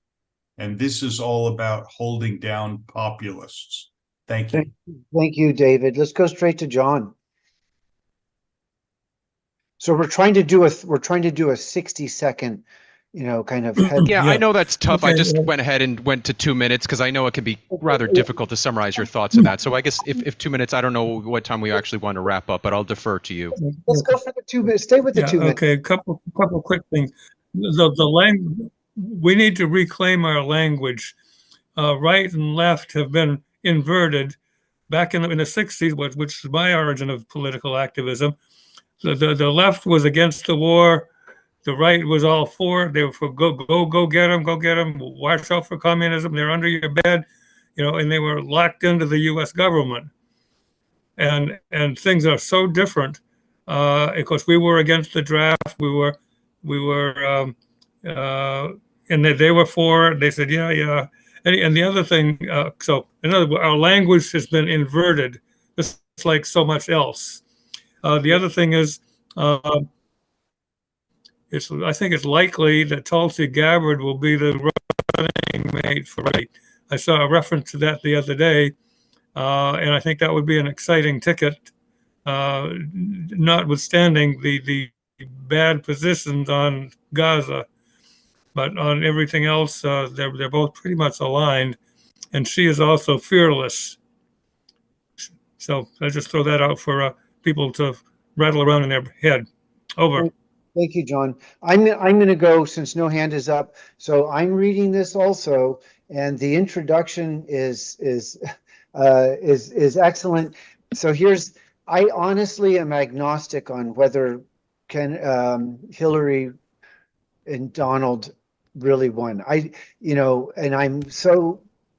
I'm agnostic because one individual recent said polling showed that Hillary really wasn't going to win, is one thought, but that the Donald didn't expect to win. He had no team ready to go, really. He was just kind of going along, but he did win.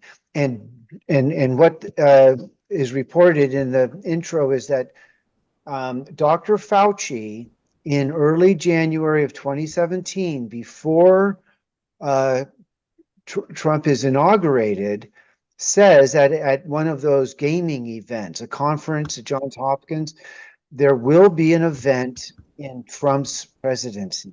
It's a famous clip, but the context was before the inauguration. And they predicted, and what Robert Kennedy does in the intro is show how prescient our leadership was around these events, and that prescience indicates a play. And so in any case, Anyone? Let's go. JB, bless you. Say hi. Come. What are you thinking? Yeah, I wanted to promote Kennedy24.com. Big fan. Okay. And got to shake his hand this past Sunday here in Atlanta. So Nice. I'm standing in line with 1,000 people, and I discovered once I was able to shake his hand and look him dead in the eye, I discovered something very important. That man wears Old Spice, Yeah. and that's my kind of man. Thank you, JB. Bruce. Oh, you're muted. Thank you. Yeah, well, I probably have more thoughts to summarize than I can put into 2 minutes, but I mean, what are we really talking about? You know, where are we at? 20 years and then what? What comes next is the question here, because after the grand jury petition was denied, okay, is the 9/11 Truth Movement just going to roll over and kind of say, well, we did what we could? We need to come up with a new strategy. We need to start getting aggressive again. We need to have a huddle session. We need to recognize the moment that we're in. This never should have happened. The 9/11 Truth Movement should have succeeded so that we would have gotten all of these guys out of power. Because we didn't do that, right now, they're bombing the Red Sea. They're bombing Yemen. They're trying to keep these shipping lanes open because they're not interested in the Houthis dissenting against what's going on in Gaza and trying to interrupt their shipping. So they're not even telling the American people what's going on. They have de facto defaulted us into taking the side, the pro-genocide, the side of the slaughter. We have taken a side in this World War III scenario because of our actions right now in Yemen. And how many Americans are even aware of this? Is it only truthers that are paying attention to what's actually going on here? We are sleepwalking into a World War III scenario, and no one's even paying attention to it. This is the conversation we need to have. We need to shock people out of their routine of however we're approaching this election cycle. Whatever is going on here, we need to shock people out of it. We need to force this new conversation. And no, that's pretty much, I just want to wrap it up by saying that yes, there has been a paradigm shift in terms of the populist momentum has now shifted from the political left to the political right. And there's not a lot of people that are entirely comfortable with that. I can speak for myself. I'll try to wrap up my point here, but I'm someone who has always thought of myself as being on the political left. I was born and raised in Rhode Island, a very Democrat-oriented state, went to school outside of Orlando. I'm here in South Florida. I realized that living in these kinds of places influences your thinking. So I always thought I was on the political left until I started telling the truth about COVID in the election. All of a sudden, I see that telling the truth about those issues is considered far right. I've seen this kind of nonsense categorized. I've seen the truth categorized as far right to the point that I no longer see that as an objectionable label. I almost see that as, oh, sounds like something I should be interested in. So I'm aware that not everybody is comfortable with this polarity shift, and we do need to heal the partisan divide. It's a big part of what our priorities should be. Thank you. Thank you. Very, very, very well said. Thank you. Hey, Chuck. Yes, Mike. Yeah, I still don't have any way to raise my hand. I don't know what's going on, but that's why I have to just shout it out. So Mike, go ahead, and then we'll go to Nita. You know, we've been neutralized. We've been ignored, obstructed, denied, and we've thereby been neutralized. And we're spinning in the public hamster wheel. You know, we're spending time, energy, and money, but going nowhere. And this is not all our fault, but that is the result of tyranny. And Bruce and I were talking earlier today, and I was telling him, you know, America needs a good old-fashioned bitch slap. When I was a lifeguard, when we took training, they taught us sometimes, you know, you're going to encounter a hysterical drowning victim, and sometimes you just need to slap them in the face with the palm of your hand to get their attention and to get them to come out of their hysteria. Well, that's about where we're at in America. And we need some way, some tactic, some strategy. We've got to reinvent our way of thinking.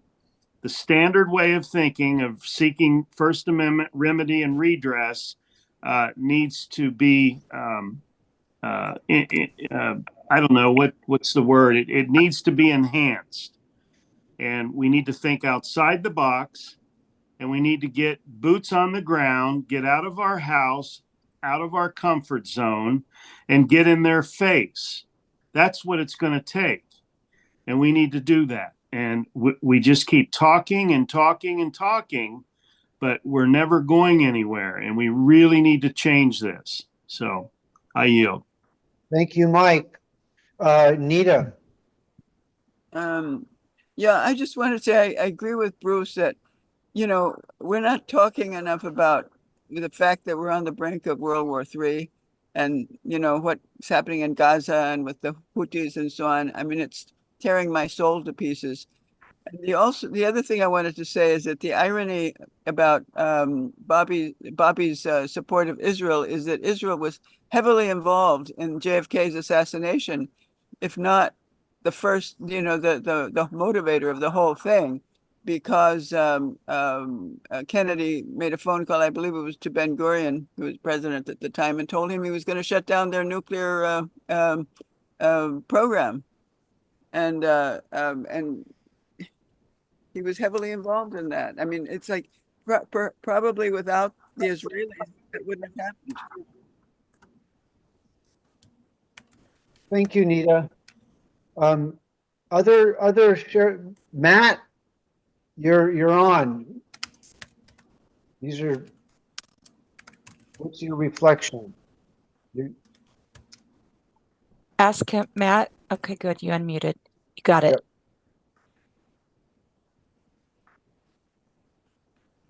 Yep. Are we hearing Matt? Jesse's unmuted. Are you talking, Matt? It shows you unmuted, but we can't hear you. Yep. You're unmuted, Matt. Talking to the mic. Nope. You got a glitch. There's something, you've turned something off. We're not hearing you. Darn it. Ask to unmute. You could leave the meeting and come right back in and just try that, and that might. There, he unmuted. Now maybe that'll work again. Nope, something on his sound settings, perhaps. Weird. Okay. Try again in a second, Matt. Try again, and I've been requested to play that pharmacy video by Jane. Go for it. It's very brief. It's very brief. It's only 23 seconds. So let me just pull up my screen share for me. Okay. Hey, this is Nicole Bellin, pharmacy manager for Safeway, store 1892 in Cortez.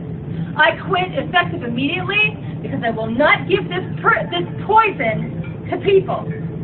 Wake up, everybody. This is poison. This is hurting people. I've seen it. I've seen customers die. Wake up. Do not take it. Hey, this is Nicole Bellin. Well, that was a protest. Bless your heart. And it just goes to show the power of one person. I just want to remind everybody that's here tonight. I want us to all leave my takeaway, and then Zale, I'm going to come to you. I just saw your hand up. My takeaway for all of us, I think, would be just to stay in the fight. You know, we're all more powerful than we really realize. Coming together is important like this, and all of our individual efforts are important. I want to give out a shout out to all of our brothers and sisters out there, all of our activists who are in the trenches.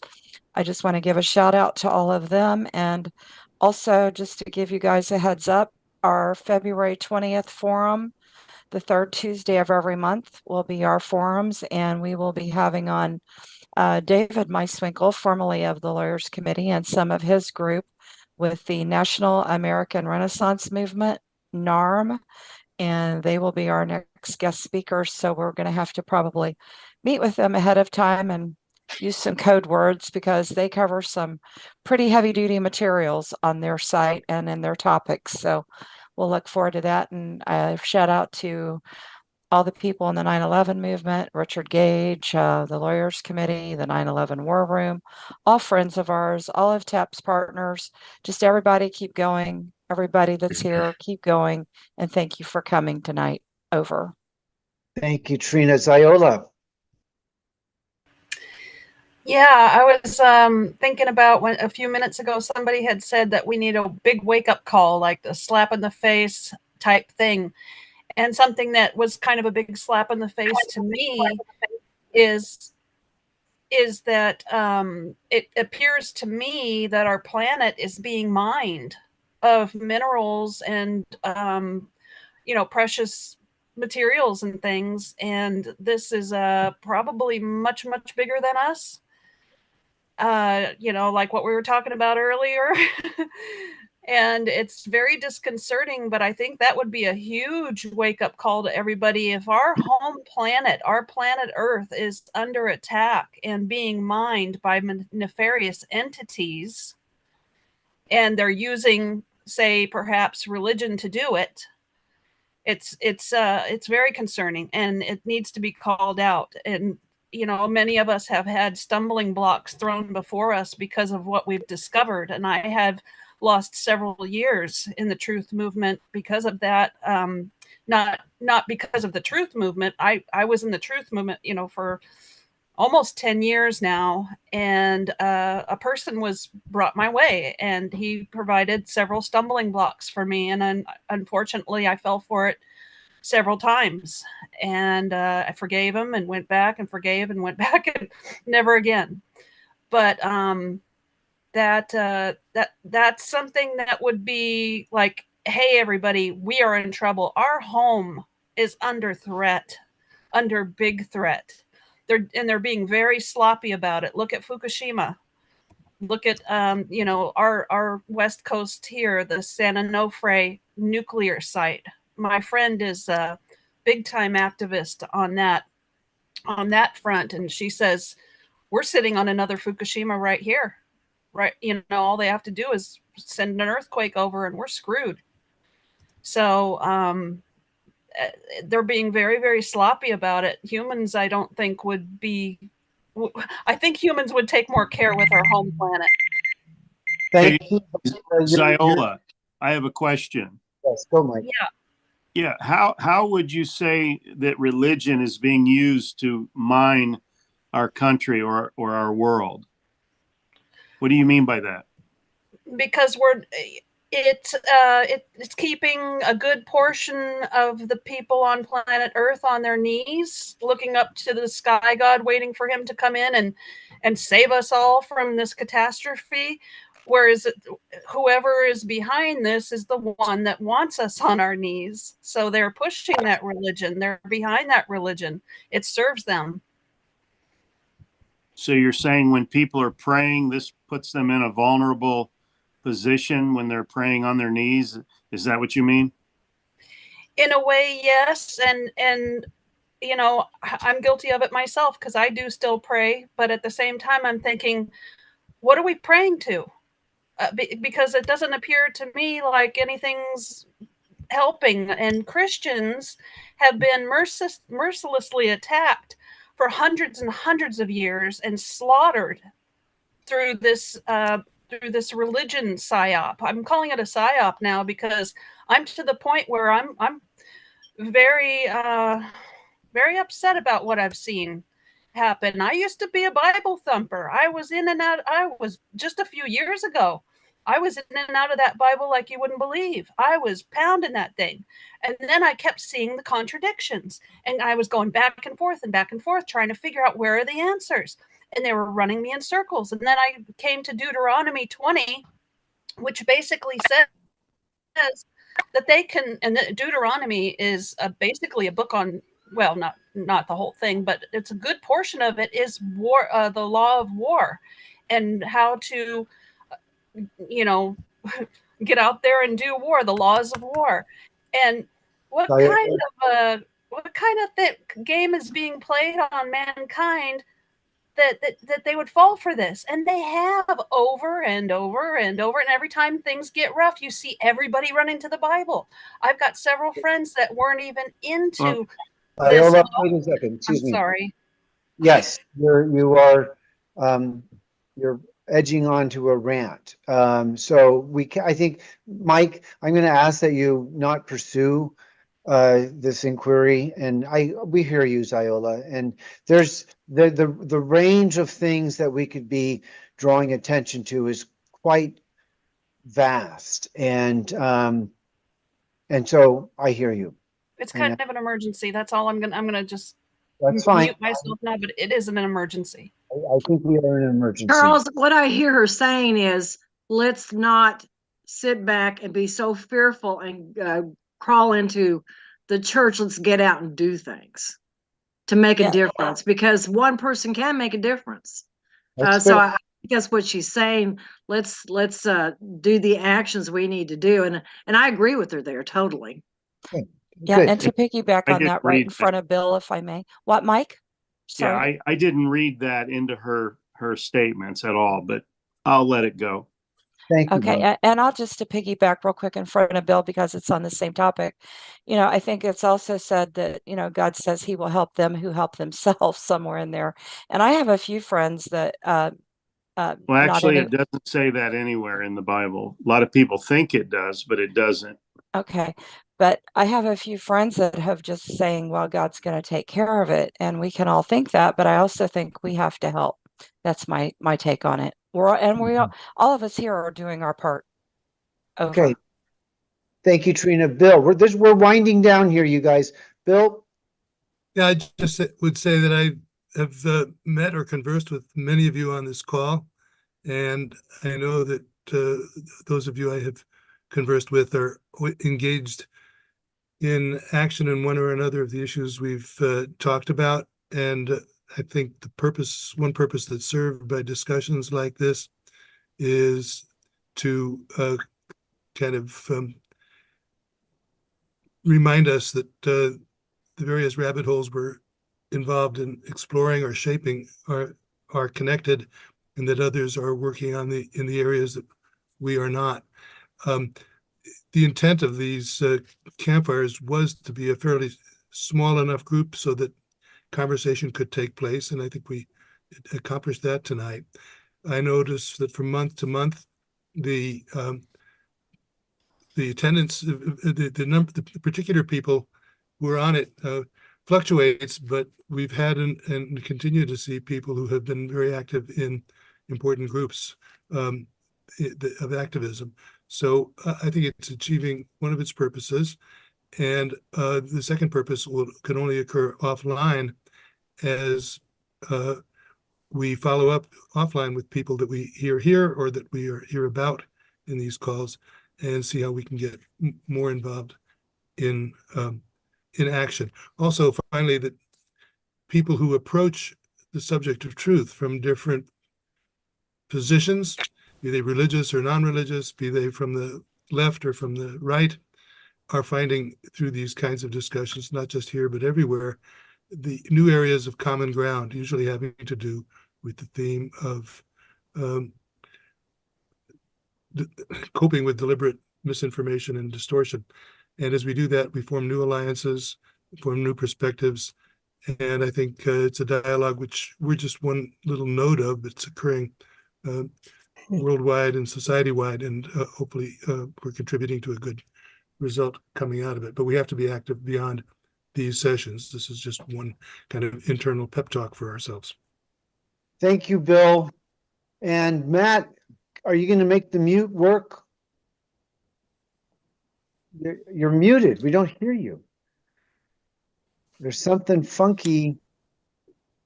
Good night, folks. I'm going to be there we go. Oh, tired. Okay. Good night, John. Thanks, John.